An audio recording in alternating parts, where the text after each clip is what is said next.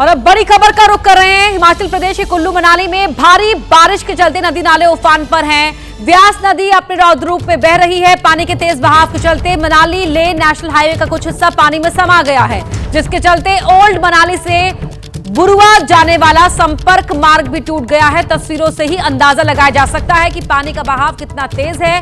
प्रशासन लगातार सभी से नदी नालों से दूर रहने की अपील कर रहा है। इस वक्त की ये बड़ी खबर आपको बता रहे हैं, हिमाचल प्रदेश के कुल्लू मनाली से मिल रही है ये बड़ी खबर, जहां भारी बारिश के चलते नदी नाले उफान पर हैं। व्यास नदी अपने रौद्र रूप में बह रही है। आप इन तस्वीरों में भी आप देख सकते हैं व्यास नदी का ये रौद्र रूप। पानी के तेज बहाव के चलते मनाली ले नेशनल हाईवे का कुछ हिस्सा पानी में समा गया, जिसकी वजह से ओल्ड मनाली से बुरुआ जाने वाला रास्ता भी टूट गया है। तस्वीरों से ही आप ये अंदाजा लगा सकते हैं कि पानी का बहाव कितना तेज है। उफान पर है यहाँ पर तमाम नदी नाले। ये ब्यास नदी का रूप आप देख रहे हैं। हर तरफ इस समय जो हाल है वो बेहाल नजर आ रहा है हिमाचल वासियों का। लगातार हो रही बारिश के बाद बाढ़ और कई जगहों पर बादल फटने की घटनाओं के चलते यहाँ लोगों की जिंदगी परेशानी में है। मुश्किलें लगातार लोगों के लिए बढ़ी हुई हैं। वो तस्वीरें आपकी टीवी स्क्रीन पर आप देख सकते हैं। भारी बारिश होने की वजह से ब्यास नदी अपने पूरे उफान पर है, या यूं कहे कि ब्यास नदी इस समय ऐसी नजर आ रही है मानो रौद्र रूप दिखा रही हो। लोगों के लिए मुश्किलें बढ़ी हुई हैं। घरों के अंदर पानी भर आया है, गाड़ियां बह रही हैं, बादल फट रहा है, कहीं पर पहाड़ दरक रहा है। ऐसे में लगातार आम लोगों के लिए मुश्किलें बढ़ी हुई हैं। संकट में आम लोगों का जीवन नजर आ रहा है। जो प्रशासन लगातार अपील कर रहा है कि लोग नदी और नालों से दूरी बनाए रखें। वहीं मनाली ले हाईवे का एक हिस्सा पानी में बह गया है, उसकी वजह से संपर्क मार्ग भी टूट गया है। ये बड़ी खबर। और जो मौसम विभाग की चेतावनी अभी भी हिमाचल प्रदेश के लिए बनी हुई है कि मौसम अभी फिलहाल साथ यहां पर नहीं देगा। लगातार बारिश की मार से जूझ रहा है हिमाचल प्रदेश। इस भारी बारिश के बाद कहीं पर बाढ़, कहीं पर बादल फटने की घटना, कहीं पर लैंडस्लाइड, तो हर तरफ से इस समय हिमाचल वासी जो हैं वो मुसीबत का सामना कर रहे हैं। वहीं अरुणाचल प्रदेश के तवांग में कुछ लोग बाल बाल बच गए जब दिरांग से तवांग की तरफ जाने वाली सड़क पर अचानक ही भूस्खलन हो गया। इसके बाद तो वहां चीख पुकार मच गई। हालात ऐसे हुए कि लोगों की जान दहशत में आ गई। सड़क पर अचानक पहाड़ से टूटकर पत्थर गिरने लगे। अरुणाचल प्रदेश के दिरांग तवांग सड़क से आया ये वीडियो आपके रोंगटे खड़े कर देगा। देखिए कैसे पहाड़ दरक रहे हैं। ब्रेक मारो, ये देखो देखो। एक पत्थर तो सड़क पर खड़ी कार पर भी जा लगा। लोग बचने की कोशिश कर ही रहे थे कि फिर से पहाड़ से टूटकर एक और पत्थर दूसरी गाड़ी पर टकराया। ब्रेक करो जल्दी। लैंडस्लाइड की यह घटना अरुणाचल प्रदेश के पश्चिम कामेंग जिले में हुई और जिस समय सड़क पर पहाड़ टूटा वहां एक साथ कई गाड़ियां खड़ी थी। जैसे ही उन्होंने लैंडस्लाइड के इस भयानक मंजर को देखा, उनकी सांसें अटक गईं। गनीमत रही कि किसी यात्री के ऊपर पहाड़ का पत्थर नहीं गिरा, नहीं तो बड़ा हादसा हो सकता था।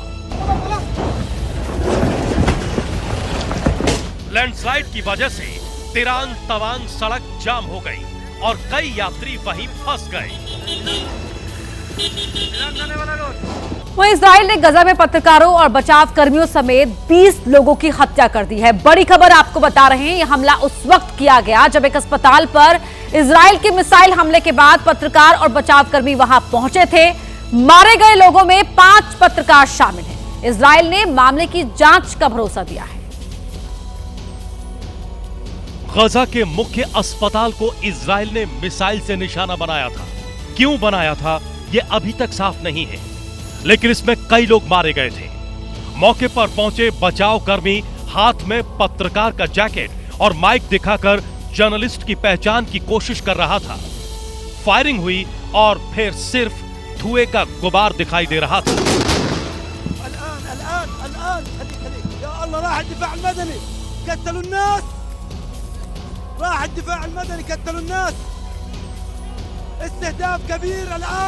धुएं का गुबार छटा तो सामने खौफनाक हालात की तस्वीरें थीं। जहां पर कुछ देर पहले तक बचाव कर्मी मौजूद थे, वहां अब लाशें दिखाई दे रही थीं और केवल एक बचाव कर्मी पत्थरों की उठती धूल के बीच बैठा हुआ था। लोग भाग रहे थे। इजराइल ने पहले हमले में खान यूनिस के नसीर अस्पताल की ऊपरी मंजिल को निशाना बनाया था। चंद मिनट के अंदर जब पत्रकार और बचाव कर्मी घटना स्थल पर पहुंचे तो इजराइल ने दूसरा हमला किया। मारे गए पत्रकारों में एपी, अल जजीरा और रॉयटर्स से जुड़े 5 पत्रकार शामिल हैं।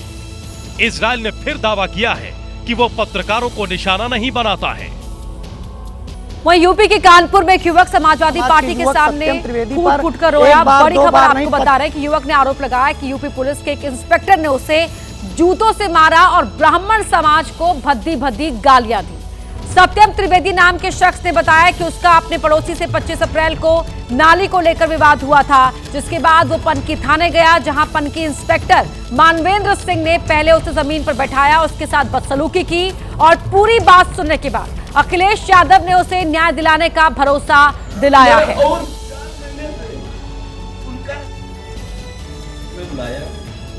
सामने वाले व्यक्ति को चेयर पर बैठाला और हमको अपनी चेयर के नीचे जमीन में बैठाला, अपने बूट वाले जूतों से, ये आज भी हल्के हल्के दाग हैं, उन्होंने मारते हुए ब्राह्मण समाज को गाली देते हुए बद्दी बद्दी गालियां दी।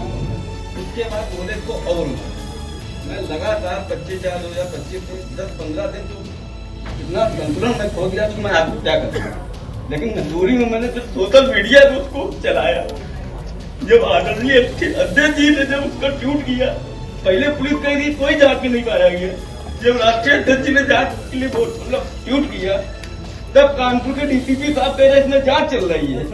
मैं लगातार परेशान हूँ कि मेरा बाल को मैं पूरी सोशल मीडिया में खोला हूँ कि मेरा क्या यूपी में क्या ब्राह्मण होना गुनाह है क्या, ये बताइए आप।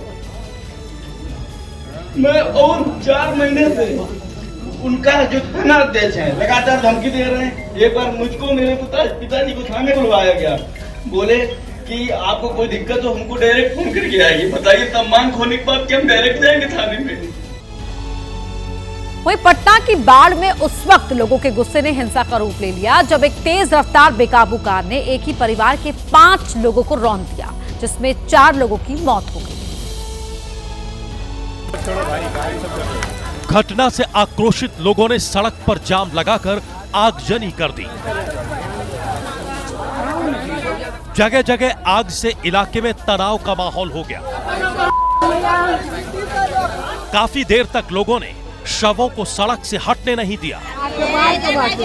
शवों के पास बैठकर परिजनों का रो रो कर बुरा हाल हो गया। दरअसल पटना के बाढ़ में NH-30A पर जामुनी चक गांव के पास कार सवारों ने सड़क किनारे जा रहे 5 लोगों को रौंद डाला। कार की स्पीड इतनी ज्यादा थी कि 4 लोगों की मौके पर ही मौत हो गई, जिसमें एक महिला, एक लड़की और 2 मासूम बच्चियां शामिल हैं। वहीं एक महिला की हालत गंभीर है, जिसका इलाज चल रहा है। हादसे के बाद कार सवार मौके से फरार हो गए। कार में बैठे सभी लोग नशे में धुत बताए जा रहे हैं। पुलिस कार सवारों की तलाश में जुटी है। बड़ी खबर आपको बता दें, उत्तराखंड के उत्तरकाशी से है, जहां पर लैंडस्लाइड हुआ है। चट्टान खिसकने से गंगोत्री यमुनोत्री हाईवे बंद हो गया है। सड़क पर चट्टान गिरने से 24 घंटे से यहां पर रास्ता बंद पड़ा है। इन तस्वीरों में आप देख सकते हैं किस तरह से आपको यहां पर आवाजें भी सुनाई दे रही हैं। गाड़ी रोकने के लिए, गाड़ी को मोड़ने के लिए चट्टान गिरने से सड़क का एक हिस्सा भी धंस गया। बड़ी खबर आपको बता रहे हैं, उत्तराखंड के उत्तरकाशी की तस्वीरें आपके टीवी स्क्रीन पर है। यहां लैंडस्लाइड हुआ है। चट्टान खिसकने से गंगोत्री यमुनोत्री हाईवे को बंद कर दिया गया। सड़क पर चट्टान गिरने से 24 घंटे से रास्ता बंद है। एक और बड़ी खबर हिमाचल प्रदेश से आपको बता रहे हैं, जहां किन्नौर में बादल फटा है। पानवी में बादल फटने से सतलुज का पानी बढ़ गया है। बादल फटने के बाद निचले इलाकों को अलर्ट कर दिया गया है। तस्वीरों में भी आप देख सकते हैं बादल फटने के बाद जो मलबा नीचे आता हुआ यहां पर आप इन तस्वीरों में देख रहे हैं। इसके बाद से जो निचले इलाके हैं वहां लोगों को अलर्ट कर दिया गया है। और पानवी में बादल फटने के बाद सतलुज नदी का जलस्तर भी बढ़ गया है। पानवी में बादल फटता हुआ और पूरी सतलुज ब्लॉक। सतलुज नदी ब्लॉक हो गई है। आप सुन भी सकते हैं इस वीडियो में पीछे से आवाज आते हुए कि ये पानवी में बादल फटा है, उसके बाद से ये मलबा नीचे आते हुए आप इन तस्वीरों में देख रहे हैं। राजस्थान के उदयपुर में बीती रात खिरवाड़ा के पास एक कार बेकाबू होकर नाले में गिर गई। देर रात कार को निकालने के लिए रेस्क्यू ऑपरेशन शुरू किया और बमुश्किल कार को बाहर निकाला गया। हालांकि कार में सवार लोगों के बारे में अभी तक जानकारी सामने नहीं आई है, लेकिन बारिश के चलते उदयपुर में नदी नाले उफान पर हैं, जिसके चलते हादसा हो गया।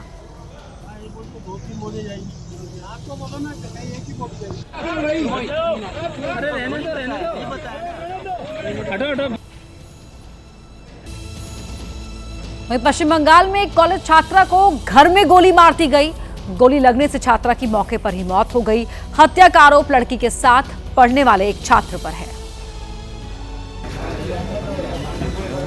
सोमवार की दोपहर 2 बजे तक कृष्णानगर इलाके के इस घर में सब कुछ ठीक ठाक था, लेकिन गोली की आवाज सुनाई देने के बाद हड़कंप मच गया। जब तक परिजन इशिता के कमरे तक पहुंचते तब तक देर हो चुकी थी और उसकी लाश कमरे के फर्श पर पड़ी थी। हत्या का आरोप इशिता के साथ कक्षा 12 तक पढ़ने वाले देवराज सिंह नाम के युवक पर लगा है। घटना के वक्त इशिता की मां बेटे को स्कूल से लाने के लिए गई थी। लौटने पर उन्होंने देवराज को देखा तो उससे आने की वजह पूछी, जिसके बाद देवराज ने इशिता की मां को भी मारने की कोशिश की। उसने 2 गोलियां चलाईं जो कि मिस हो गईं। इस दौरान आरोपी फरार हो गया। फिलहाल पुलिस आरोपी की तलाश कर रही है। सूत्रों के मुताबिक प्रेम संबंध टूटने की वजह से आरोपी ने इस घटना को अंजाम दिया। वहीं दिल्ली में संघ का 3 दिन का बड़ा कार्यक्रम होने जा रहा है। आरएसएस के 100 साल पूरे होने पर इस कार्यक्रम में कई हस्तियां जुड़ेंगी। दिल्ली में होने वाले आरएसएस के इस कार्यक्रम में 3 दिनों तक व्याख्यान चल सकेगा। संघ प्रमुख मोहन भागवत कार्यक्रम को संबोधित करेंगे। इस कार्यक्रम का विषय 100 वर्ष की यात्रा के नए क्षितिज हैं। संघ प्रमुख भविष्य के लिए आरएसएस का दृष्टिकोण रखेंगे। कार्यक्रम में 1300 गणमान्य लोगों के शामिल होने की उम्मीद है। इन हस्तियों में खेल, राजनीति, पूर्व अधिकारी शामिल हैं। साथ ही कार्यक्रम में पूर्व न्यायाधीश, कई देशों के राजदूत भी मौजूद रहेंगे। और अब बात कर लेते हैं मध्य प्रदेश की, जहां के खरगोन में एक शख्स की हैवानियत सामने आई। दहेज की मांग को लेकर पत्नी पर इतना अत्याचार किया कि उसे अस्पताल में एडमिट कराना पड़ गया। क्रूरता की हदें पार करते हुए दहेज लोभी पति ने गैस पर चाकू गरम करके पत्नी के शरीर पर दागे। इतना ही नहीं, पति ने उसके साथ मारपीट भी की। ऐसा एक बार नहीं बल्कि कई बार किया गया, जिससे महिला की हालत बिगड़ गई और उसे अस्पताल में भर्ती कराना पड़ा। खरगोन के अवर कच्छ की रहने वाली खुशबू की बड़वानी जिले के अजंड के रहने वाले दिलीप से इसी साल फरवरी के महीने में शादी हुई थी। शादी के 6 महीने में ही दिलीप ने पत्नी पर अत्याचार करने शुरू कर दिए। जलाया है, मारपीट करी है मेरे साथ। क्या वजह रहेगा? कुछ नहीं, ऐसे ही पसंद नहीं हूँ मैं उनको। बोलते कि मेरी जबरदस्ती शादी करी है। खुशबू के पिता ने ससुराल पक्ष पर बेटी को प्रताड़ित करने के आरोप लगाए हैं। पीड़िता और परिजनों की शिकायत पर पुलिस ने जांच शुरू कर दी है। वहीं एमपी के ग्वालियर में 60 साल पुराना एक मकान ढह गया, जिसके मलबे में 3 लोग दब गए। इनमें से एक की मौत हो गई। यह हादसा ग्वालियर के 4 शहर इलाके में हुआ, जब मकान मालिक इसके ऊपरी मंजिल में सीलन की वजह से घर की मरम्मत करा रहे थे। इसी दौरान यह घर भर भरा कर गिर गया, जिसके मलबे में पिता और बेटी समेत कुल 3 लोग दब गए। अचानक मकान ढहने से वहां चीख पुकार और भगदड़ मच गई। आसपास के लोगों ने पहले खुद मलबे में दबे लोगों को बाहर निकालने की कोशिश की। इसी बीच सूचना मिलने पर पुलिस, एसडीआरएफ और नगर निगम का दस्ता भी मौके पर पहुंच गया, जहां उन्हें मलबे में दबा एक हाथ दिखाई दिया, जो घर में काम कर रहे मजदूर का था। मलबे में दबे हुए मजदूर को निकालने के लिए एसडीआरएफ की टीम चौकन्नी हो गई। टीम ने मलबा हटाकर दबे हुए मजदूर को बाहर निकाला, लेकिन तब तक मलबे में दबे मजदूर की सांस थम चुकी थी। एसडीआरएफ की टीम ने रेस्क्यू कर मलबे में दबे हुए बाकी 2 और लोगों को बाहर निकाला, जो इसी घर में किराएदार के तौर पर रहते थे। उन्हें अस्पताल पहुंचाया गया, जहां पिता और बेटी का इलाज चल रहा है। अब पुलिस पूरे मामले की जांच कर रही है। और अब बात करते हैं पीएम मोदी के गुजरात दौरे की। आज दूसरा दिन है। अहमदाबाद में पीएम देश को बड़ी सौगात देंगे। सबसे पहले प्रधानमंत्री मारुति सुजुकी के प्लांट का दौरा करेंगे, जहां वो नई ईवी यूनिट की शुरुआत करेंगे। इसके साथ ही प्रधानमंत्री हाइब्रिड बैटरी प्लांट का उद्घाटन भी करेंगे। इतना ही नहीं, प्रधानमंत्री Modi EV car e Vitara को लॉन्च भी करेंगे। साथ ही कारों से भरी मालगाड़ी को हरी झंडी भी प्रधानमंत्री आज दिखाएंगे। तो कल प्रधानमंत्री नरेंद्र मोदी ने अहमदाबाद में 5,470 करोड़ रुपए के प्रोजेक्ट का लोकार्पण शिलान्यास किया था। इस दौरान ऑपरेशन सिंदूर, ट्रंप के टैरिफ के साथ ही स्वदेशी सामानों पर बात भी की। प्रधानमंत्री ने कहा कि गुजरात 2 मोहन की धरती है। पहले द्वारकाधीश और दूसरे साबरमती के संत महात्मा गांधी। इसके बाद उन्होंने गांधी के स्वदेशी को आत्मनिर्भर भारत को भी जोड़ा। हमें जीवन के अंदर एक मंत्र बनाना है। हम जो भी खरीदेंगे वो मेड इन इंडिया होगा, स्वदेशी होगा, विदेशी माल नहीं बेचेंगे। और बड़े गर्व के साथ बोर्ड लगाइए कि मेरे यहाँ स्वदेशी बिकता है। अहमदाबाद में प्रधानमंत्री ने ऑपरेशन सिंदूर का भी जिक्र किया। आज आतंकवादी और उनके आकाओं को हम छोड़ते नहीं, चाहे वो कहीं भी छुपे हो। 22 मिनट में બધું સફા ચટ કરી નાખી। पीएम मोदी ने डोनाल्ड ट्रंप के टैरिफ का जिक्र किए बिना इशारों ही इशारों में बड़ी बात कह दी। मेरी सरकार लघु उद्यमियों का, किसानों का, पशुपालकों का कभी भी अहित नहीं होने देंगे। दबाव कितना ही क्यों न आए, हम झेलने की अपनी ताकत बढ़ाते जाएंगे। इसके अलावा पीएम मोदी ने राहुल गांधी को भी निशाने पर लिया। और बड़ी खबर का रुख कर रहे हैं। बड़ी खबर, नौसेना में आज शामिल होंगे 2 जंगी जहाज। जंगी बेड़े में उदयगिरी, हिमगिरी शामिल होंगे। ये नई जनरेशन के जंगी जहाज हैं, उदयगिरी और हिमगिरी। ये बड़ी खबर आपको बता रहे हैं। नौसेना के इतिहास में पहली बार 2 युद्धपोतों को एक साथ देश के जंगी बेड़े में शामिल किया जा रहा है। ये दोनों ही जहाज नई जनरेशन के जहाज हैं। उदयगिरी और हिमगिरी नाम है। जंगी बेड़े में से शामिल किया जा रहा है। इस दौरान रक्षा मंत्री राजनाथ सिंह मौजूद रहेंगे। तो नौसेना में आज शामिल होंगे ये दोनों ही जंगी जहाज। दोनों जहाजों को नौसेना के वॉरशिप डिजाइन ब्यूरो ने बनाया है। वॉरशिप डिजाइन ब्यूरो का ये 100वां जहाज है, जिसका जो वजन है वो 6,670 टन है और लंबाई 149 मीटर है। ये जंगी जहाज करीब 15 मंजिला इमारत के बराबर हैं। इस जहाज की रफ्तार करीब 52 किलोमीटर प्रति घंटा है, जो रडार को चकमा देने में माहिर है और स्टेल्थ मिसाइल और सेंसर से लैस है। इतना ही नहीं, पनडुब्बी सतही जहाजों को खोजने, मारने में भी ये दोनों ही जहाज सक्षम हैं। ये जहाज सी किंग हेलीकॉप्टर ले जाने में भी सक्षम हैं। जंगी जहाज डीजल इंजन, गैस टरबाइन से संचालित हैं। एक बार के ईंधन में 10,000 किलोमीटर का सफर ये तय कर सकते हैं, जो ब्रह्मोस सुपरसोनिक क्रूज मिसाइल से लैस हैं। उदयगिरी, हिमगिरी 290 किलोमीटर दूर से हमला करने में सक्षम हैं। साथ ही मिसाइलों, ड्रोन को मार गिराने की क्षमता ये रखते हैं। इसके अलावा सोनार सिस्टम से लैस हैं ये दोनों जंगी जहाज।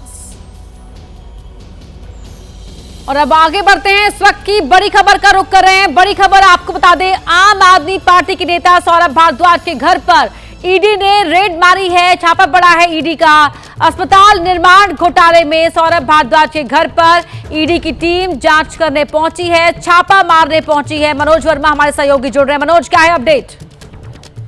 हाँ जी बिल्कुल, देखिए आपको बताना चाहूंगा कि ईडी की जो टीम है पीएमएलए के एक मामले में जांच कर रही है, जिसमें जो जानकारी मिली है कि सौरभ भारद्वाज जब आम आदमी पार्टी की सरकार थी, उस वक्त हॉस्पिटल के कंस्ट्रक्शन का काम हुआ था और उसके अंदर एक बड़ा घोटाला हुआ था, उसमें एक बड़ा स्कैम हुआ था। उसी के तहत ईडी की टीम जांच कर रही है पीएमएलए के मामले में। और जो जानकारी में मिल रही है उसके मुताबिक 13 ठिकानों पर जो ईडी की रेड है वो मंगलवार सुबह से ही लगातार चल रही है और जो सुबह सुबह एजेंसी को शुरू हुई थी और अभी तक की जो जानकारी है उसके मुताबिक हॉस्पिटल ट्रांजैक्शन घोटाला जो हुआ था उसको लेकर के रेड चल रही है। जी बहुत धन्यवाद आपका इस पूरी जानकारी के लिए। तो बड़ी खबर यहां आपको बता रहे हैं, सौरभ भारद्वाज के घर पर ईडी की जो टीम है छापेमारी करने के लिए पहुंची है। अस्पताल निर्माण में किस तरह से घोटाला किया गया उसी मामले में यहां पर ईडी की टीम जांच पड़ताल करने के लिए पहुंची है। मनोज वर्मा हमारे सहयोगी इस बात की जानकारी दे रहे थे और अब दिल्ली में सौरभ भारद्वाज के घर पर यह गहमा गहमी जब ईडी की टीम वहां पर पहुंची। वहीं ओडिशा में भी लोग कुदरत की दोहरी मार से जूझ रहे हैं। बैतरणी और स्वर्ण रेखा नदियां खतरे के निशान को पार कर गई हैं। इससे बालासोर, भद्रक और जाजपुर में बाढ़ के हालात पैदा हो गए हैं। जहां तक नजरें जा रही हैं, हर तरफ पानी ही पानी दिखाई दे रहा है। बालासोर जिले के कई ब्लॉक उफनती सुवर्ण रेखा नदी से जलमग्न हो गए हैं। क्या घर, स्कूल, मंदिर या फिर फूड शेल्टर सभी जलमग्न हैं। भद्रक में उफनती वैतरणी नदी ने धामनगर और भंडारी पोहगरी ब्लॉकों को तालाब में तब्दील कर दिया है। पूरे इलाके में कमर तक बाढ़ का पानी भर गया है। घरों के अंदर बाढ़ का पानी घुस चुका है। पानी में घर के सामान तैरते नजर आ रहे हैं। कानी नदी के तटबंध में दरार आने की वजह से जाजपुर के दशरथपुर ब्लॉक में कई गांव में जलभराव हो गया। सड़कें भी लबालब हैं और आवाजाही में दिक्कत हो रही है। खेत पानी में डूब गए हैं जिससे फसलों को भारी नुकसान पहुंचा है। 3 जिलों के कई गांव में बिजली ठप है। बाढ़ आ जाने से लोगों को खाने की किल्लत होने लगी है। लोग जैसे तैसे गुजारा करने पर मजबूर हैं। इंसान के अलावा मवेशी भी कुदरत के इस कहर के आगे लाचार दिख रहे हैं। वहीं बिहार के रोहतास जिले में जमकर बारिश हो रही है और इस बारिश ने जनजीवन को अस्त व्यस्त कर दिया है। कच्चे मकान टूटने लगे हैं। सड़कों और गलियों में पानी भर गया है जिससे लोगों की दुश्वारियां बढ़ गई हैं। आसमान से बरस रही आफत के आगे रोहतास के लोग कितने लाचार और बेबस हैं, ये तस्वीरें देखकर आसानी से अंदाजा लगाया जा सकता है। इलाके का हर कोना बारिश के पानी में डूबा हुआ है। हालात इतने खराब हो चुके हैं कि 100 से ज्यादा घर जल जमाव का शिकार हो गए हैं। कई घरों में पानी घुस जाने से लोगों का रहना मुश्किल हो चुका है। बारिश की वजह से मतलब घर में पानी भर गया। अब भरने के बाद में घर मतलब बेसे रात के गिर गया। 11 बजे रात के हम लोग सोते थे, बस एक बार गिरे ना तो सब घर एकदम दल मार दिया। खाइला बिना बच्चा लोग छछन रहा है सर। अगर इस महिला की परेशानी आपको भारी दिख रही है तो अब इन्हें देख लीजिए। रोहतास नगर पंचायत क्षेत्र में रहने वाले तवरेज को पिछले 7 दिनों से अपने घर में इसी तरह लकड़ी के सहारे आना जाना पड़ रहा है।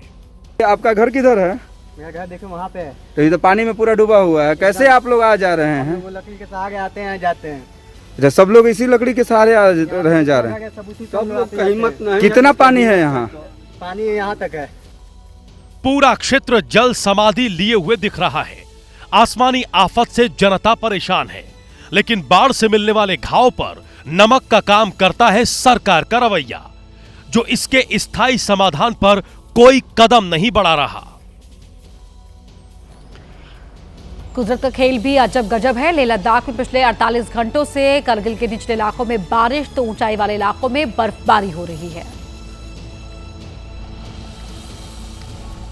ये तस्वीरें कारगिल जांस्कर इलाके में NH 301 पर पेंजिला हाइट्स की हैं, जहां ताजा बर्फबारी दिखाई दे रही है। जहां तक नजरें जा रही हैं, पूरा इलाका बर्फ की सफेद चादर से ढका दिख रहा है। वहां से गुजर रहे एक ट्रक के ड्राइवर ने ये खूबसूरत तस्वीरें अपने कैमरे में कैद कर ली। कारगिल में इस मौसम की ये पहली बर्फबारी है, जिससे इलाके में सर्दियों की शुरुआत जल्दी हो गई। जांस्कर के खारदुंगला मार्ग को आवाजाही के लिए कुछ घंटों के लिए बंद करना पड़ा, क्योंकि वहां 4 इंच से ज्यादा बर्फबारी रिकॉर्ड की गई। उधर मौसम विभाग ने लेह में बारिश के लिए रेड अलर्ट जारी किया है, तो कारगिल के ऊंचाई वाले इलाकों में लोगों को सावधानी बरतने की हिदायत दी गई है।